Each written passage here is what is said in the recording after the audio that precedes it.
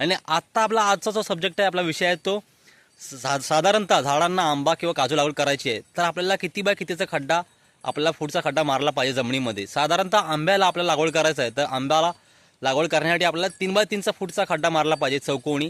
काजूसाठी 2x2 फूटचा खड्डा मारला पाहिजे आपल्याला शेतकरी बांधवांनो.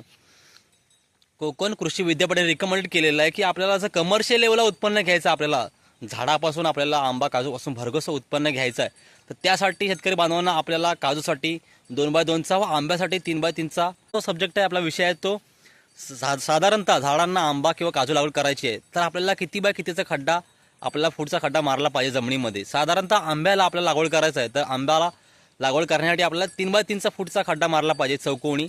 काजूसाठी 2x2 फूटचा खड्डा मारला पाहिजे आपल्याला शेतकरी बांधवांनो. कोकण कृषी विद्यापीठाने रिकमेंड केलेलं आहे की आपल्याला जर कमर्शियल लेवलला उत्पन्न घ्यायचं, आपल्याला झाडापासून आपल्याला आंबा काजूपासून भरघोस उत्पन्न घ्यायचं आहे तर त्यासाठी शेतकरी बांधवांना आपल्याला काजूसाठी 2x2 व आंब्यासाठी 3x3 फूटचा आपला जो खड्डा आहे तो मारणं आवश्यक.